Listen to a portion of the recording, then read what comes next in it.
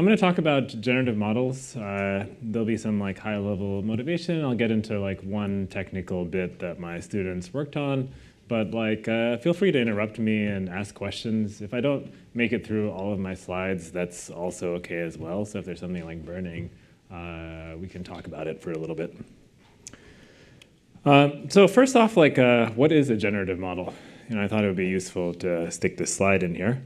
So a generative model is something that takes in noise that your computer can generate. So your computer can generate, say, like standard Gaussian, maybe a bunch of coin flips, and then a model takes that noise that your computer can build and converts it into something more structured.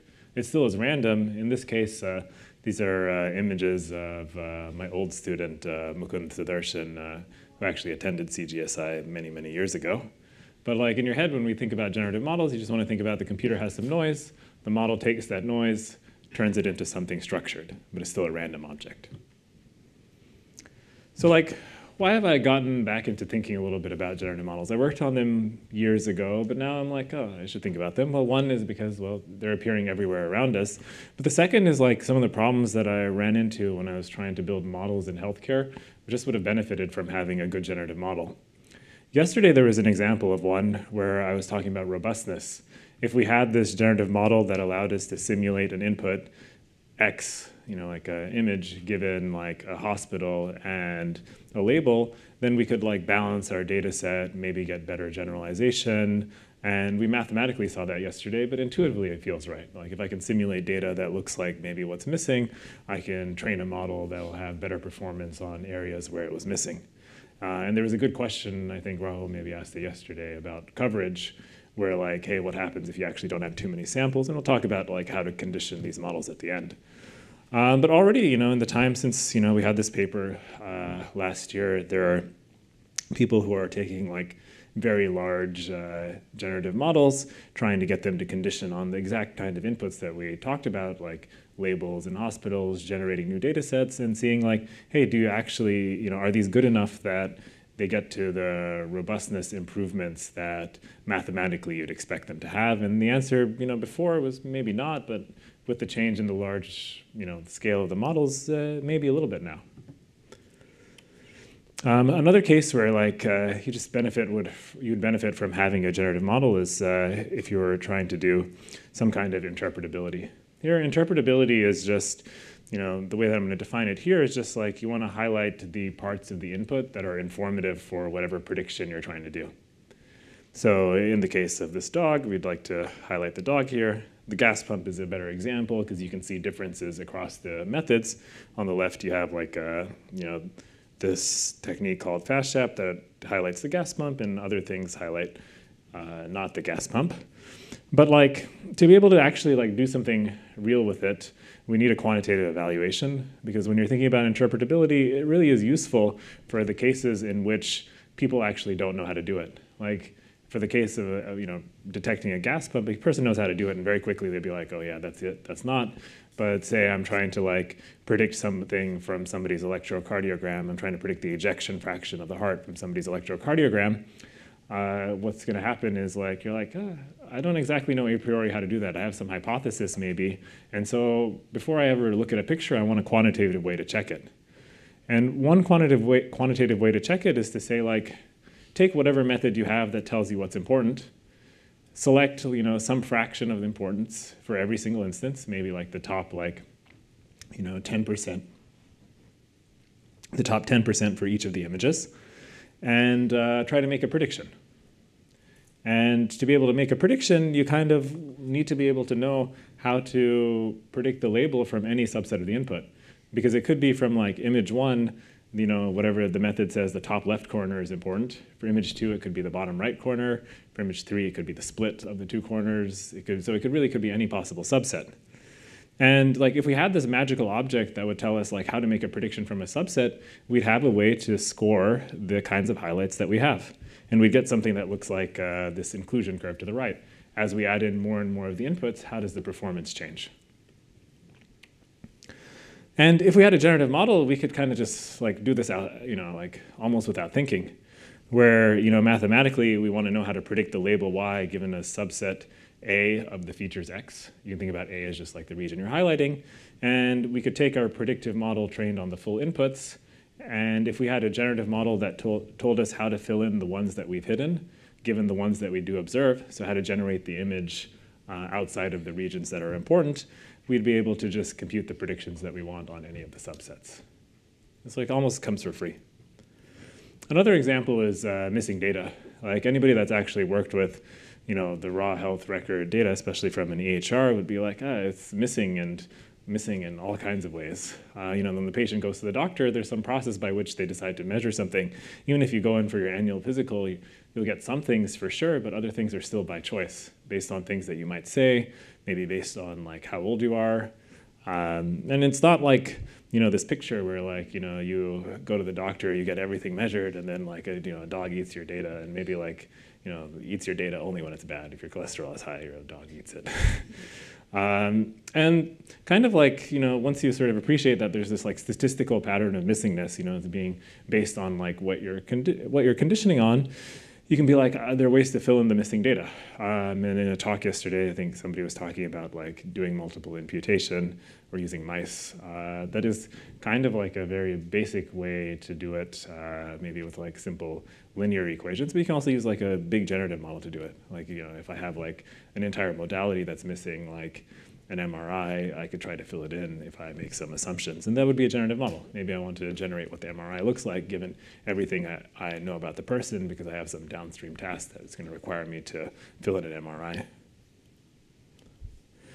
I can't not talk about large language models when I'm talking about generative models. This morning, I actually did a bunch of reading on people describing uses or potential uses. There are a lot of overview articles on large language models in healthcare. But it took me a while to find a picture that I didn't have to make. This one is good. I didn't have to make it. But there's also like kind of like all kinds of cool stuff here. Is like they talk about generating clinical notes. Like let me say in words what a large language model is. A large language model is something that generates some text conditional on other text and maybe a little bit of other stuff. Like I think GPT-4 lets you condition on images as well too. And you can imagine how that would be immediately useful. Like if I can condition on like a health record and maybe like the person's stay at the hospital, I might be able to write a discharge summary or provide the sketch for a discharge summary very easily. It's not necessarily a text-to-text task, but there are text-to-text tasks that are already there. Like for a patient, if I see a clinical note, can I change the language so that it's much easier for a person to understand? Also, there's like different languages that's used, or different terminology, I should say, that's used across services, and that can also help, make it a little bit faster for somebody to, say, in cardiology, to read like a nephrology note. There are a bunch of examples here. I'm not going to go through all of them, but I did try to look for one that was just like really concrete, so you could get like a picture of like how this might work. And this is one of phenotyping. So, when we think about building a model in a health record, like maybe one of the traditional bottlenecks is like getting the label can be really difficult. We had this problem where we wanted to build a model that could detect cardiogenic shock earlier. And we have like a bunch of like cardiac ICU data. The problem in that is that you actually don't know if somebody had shock or not without going in and looking at the discharge summaries and being like, hey, what actually happened?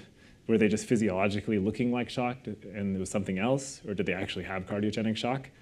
And the way that that process was carried out for like 1,500 of these examples, a person went in, read the data, and the person's like a trained person. It's not like me. It's a cardiologist or somebody, a medical resident. And they're like, try to like, adjudicate what happened for the person.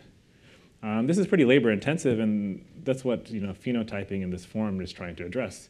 Here they're trying to be like, let me search a health record to see if somebody had a rare condition. Maybe like the corresponding disease code wasn't written, and so we want to just look at the notes.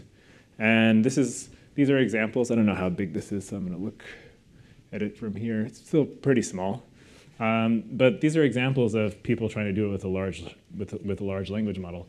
On the top left, you have just an unstructured query where you're like, hey, I'm looking for this in the note. Is it there? Or give me examples of this in the note. In the one below it, you have like a structured query where you like say like, here's the input with the tag, here's the question, here's the output.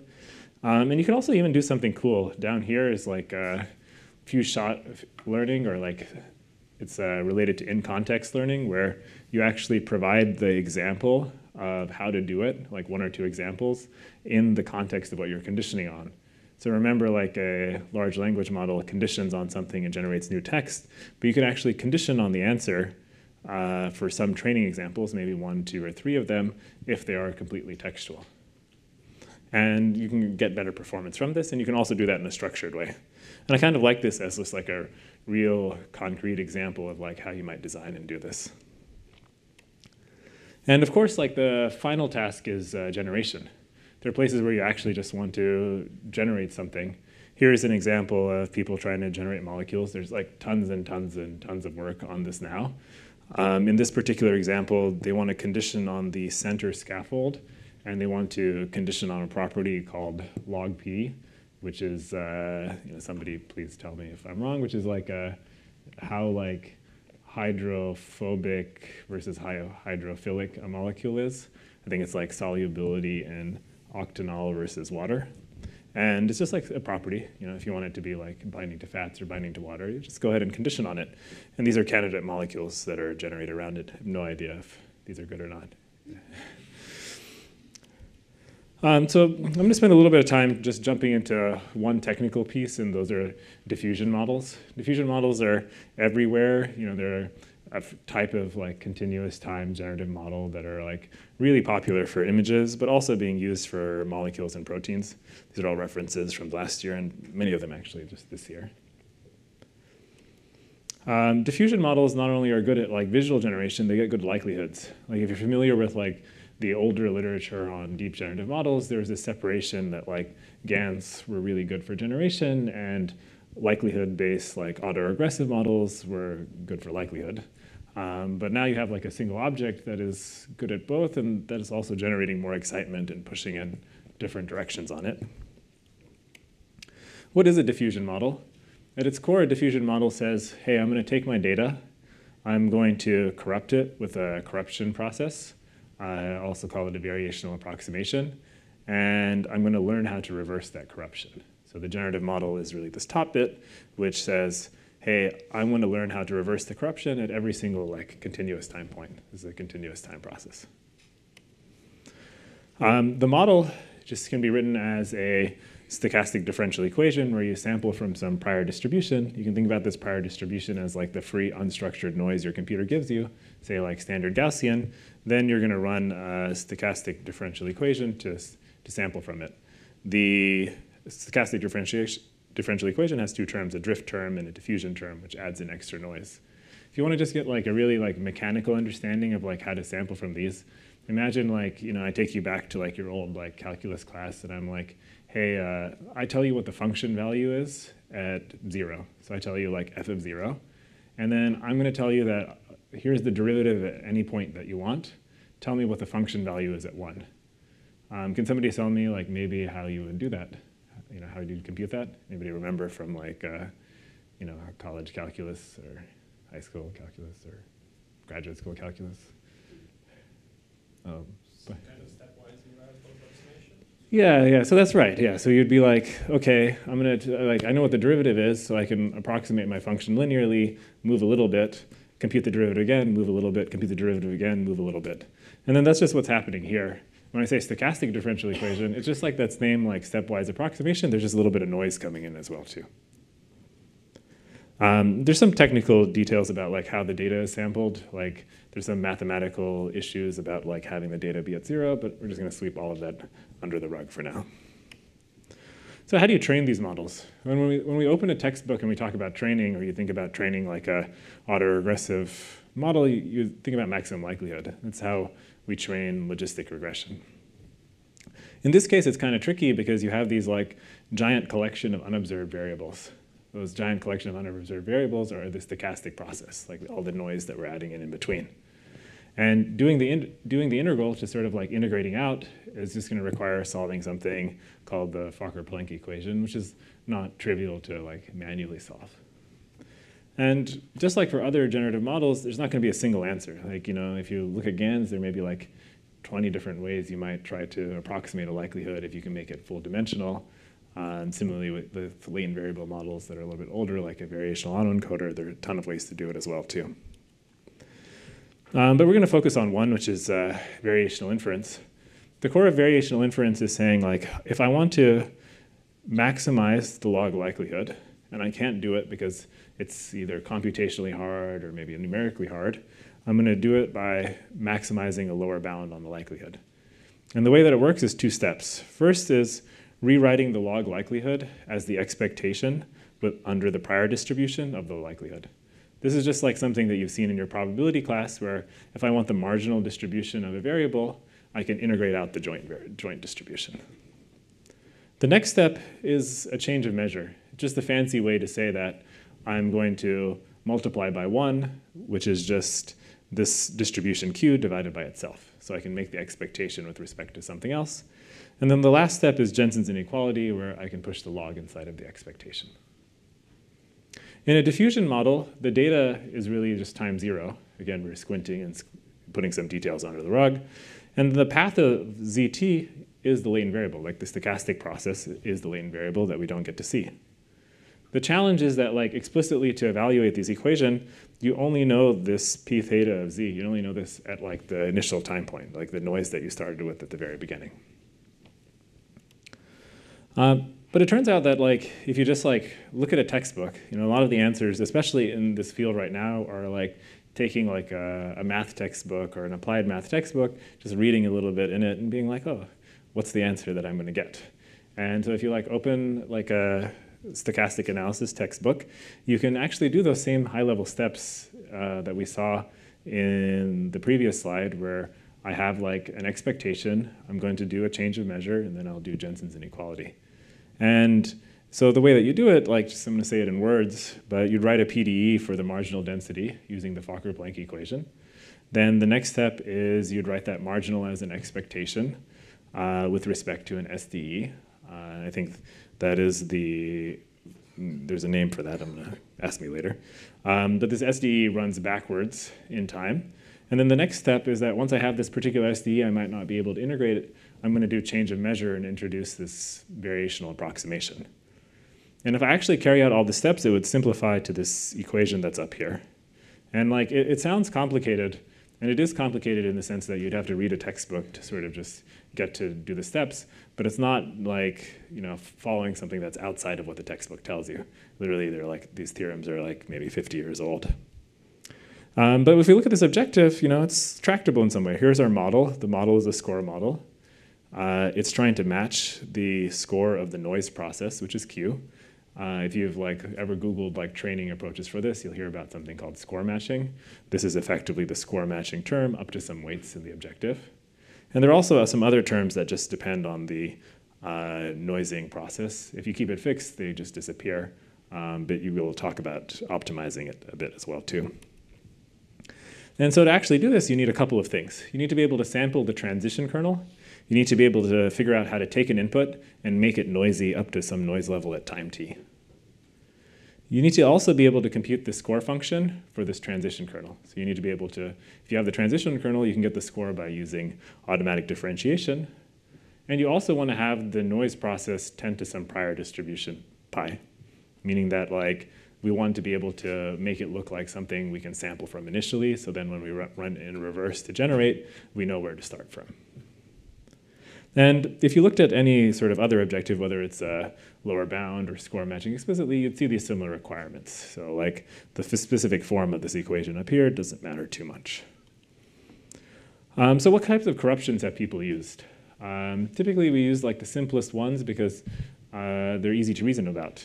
We take an image and we take each individual pixel and we corrupt them independently. So meaning that we add a little bit of Gaussian noise, we add a little bit more Gaussian noise, add a little bit more, and eventually it's going to look like something that's standard Gaussian. And one example of that in just one dimension is called this variance preserving process. It literally takes it to be standard Gaussian. Another one is just using auxiliary coordinates to maybe get to the standard Gaussian a little bit faster. So this is a critically damped Langevin. If you're familiar with Markov chain Monte Carlo, people will include auxiliary coordinates for faster sampling. You're doing the same idea here just for modeling.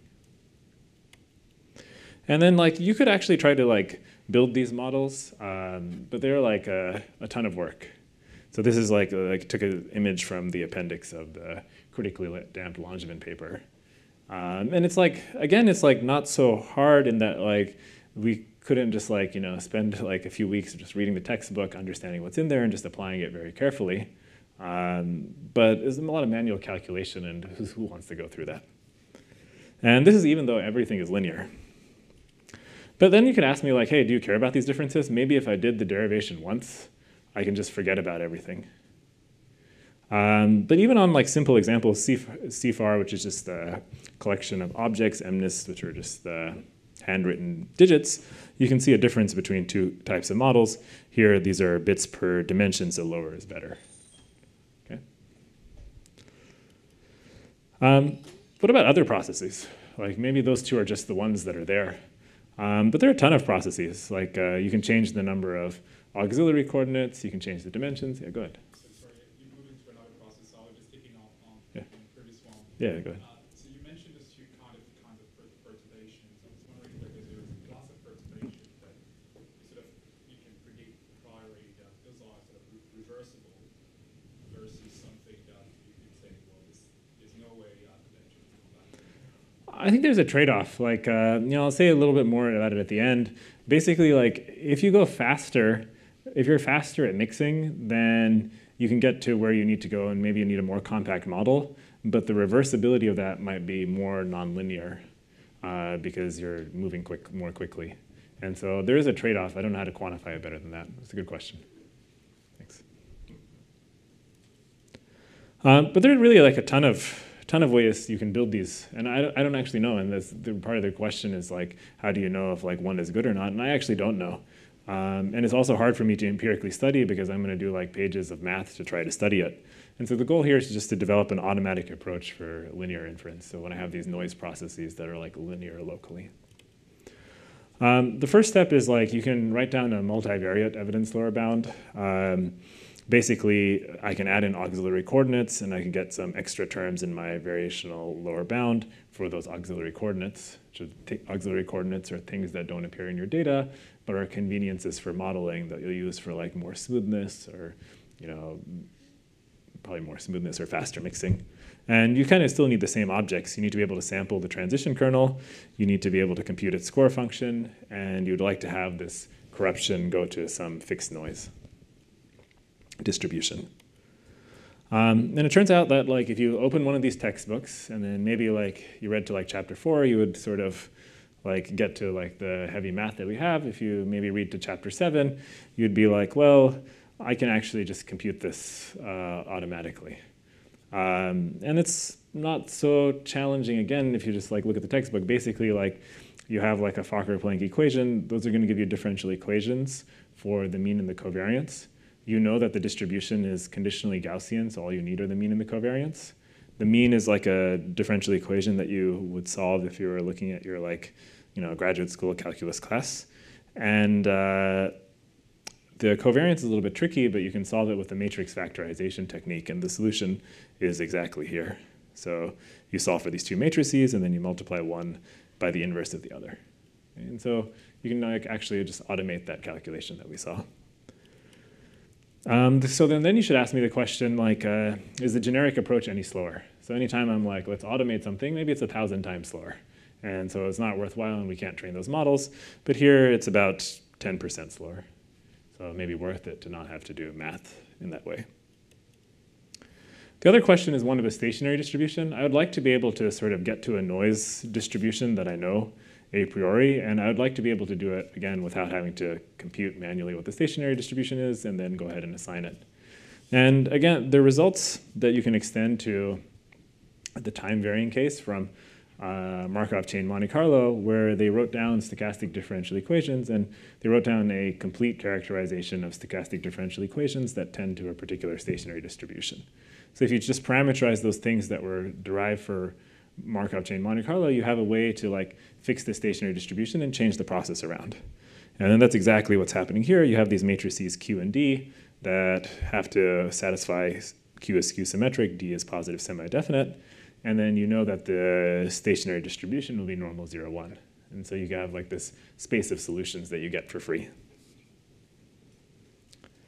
And now you can go back to like this multivariate evidence lower bound, and you can actually just compute everything automatically. So you specify a Q and D, then you get your transition kernel automatically. You know that the stationary distribution is, and you have a closed form to compute the transition kernel and its gradient. And so we can try something. So here I just, I didn't do this. I say my students made up this diffusion, and we're like, let's see what it does. They called it MALDA. I think it's maybe for modified accelerated Langevin dynamics. And it does worse than what's there. Can't really tell you much about why. I don't have a good intuition for whether it should be better or worse. And that's where there's still a little bit more thinking that I have to do. Like, I removed the thinking of having to do all this mathematical analysis to write down an objective, but I still have to think about which one to pick. And that was the great question that we got a little bit earlier. But one thing that you can pay attention to, if you like, I'll really automate everything, and the computer can actually write down, it can actually just drive what the objective is regardless of what the parameters are. You can actually just optimize through it. Meaning that, like, if I have the objective and I have these parameters, just take the derivative. And so rather than thinking about like a fixed corruption process, you can just learn how to do it. And then you can see here that learning is as good or better than a fixed choice, which is what you'd hope. So it's really just trying to like simplify as much of the thinking for end users. And like not only are they as good or better, they actually get to similar performance levels with fewer parameters. So like if you look at just like the single variance preserving, like the most basic univariate Gaussian, to get bits per dimension of 3.08, you needed about 100 million parameters. Here with auxiliary coordinates, you can do it with far fewer parameters, a third of the parameters. And this is kind of important if you're trying to make these models more accessible. The better the performance we can get with smaller model sizes means that more people can really work with them. The second thing is that this is not just for quantitative measures like this. There's a paper that came out simultaneously that took some of the ideas, and they developed them independently, but just like pushed on just like sample quality and generation, and so that you can get improved generation with it as well too. The last thing I'm going to say is about conditioning. I think like all that is important. Like how to build a good generative model is important, gives you the base to think about. But to really make a generative model useful, you want to do it conditionally. You want to be able to condition on some property like, hey, here's the molecule solubility. I want to generate some text conditional on an image. Maybe I want to generate an X-ray that has a specific condition in it. And there's a lot of work happening here, and my guess is that there's going to be a lot more work happening. One example of a fun thing that you can do is, for conditional generation, is make use of a classifier. The way that it works is just this equation that's right here. A lot of these models are using the score. This is not like the score you get in a statistical textbook, because it's not the derivative with respect to the parameters. But like you have this derivative with respect to the thing that you're trying to sample. If you want to sample from the conditional distribution of x given y, that's the thing that you need the derivative with respect to. If you just expand that into the joint distribution divided by the marginal, you basically can say that it's equal to the derivative of a classifier plus the marginal sampler. Right? And so this is one way that people actually like very quickly take this generative model that's trained without any sort of auxiliary information, maybe find some classifier that somebody else has trained to build a generative model that can do something kind of very cool very quickly. And if you squint, this is roughly how people will build like text-to-image generative models. They'll train one just on images. They'll take something like CLIP. Do people know what CLIP is? CLIP is like a way that you get similarity between text and images. You compute embeddings from them, and you get like inner products or similarity, and you can use that to sort of like tilt the generation to be in favor of the text that you get. There's a weight parameter people introduce as well, which increases the influence of the classifier, or effectively makes the classification more sharp. So even if like given an image, there are many possible labels, you're like, I just want to focus on one of them. I'm happy to throw away some of the data. And that can have trade-offs for some of the tasks that we were talking about earlier. Whether if you're like doing something like robustness or fairness, then you may not want to be like, hey, I'm going to throw away places where they're low probability. The other approach that is very common is direct training, where you train the model. Well, the model normally just takes in whatever the noise value is and learns how to undo the noise. You can also pass in the label. The label will help it undo the noise. And you train a model simultaneously to be able to do it with the label and without it. And the way you do that is by making up a label that's just a mask token. And that's what this mask token is right here. But still, when people do this, you get like a conditional generative model out of it. But you might want to still play the same kind of games of like focus on the classification a little bit more. So they don't use that conditional generative model explicitly. What they end up doing is they end up like weighting the terms. And the way that you drive these weights is by trying to construct the implicit classifier implied by the conditional generative model.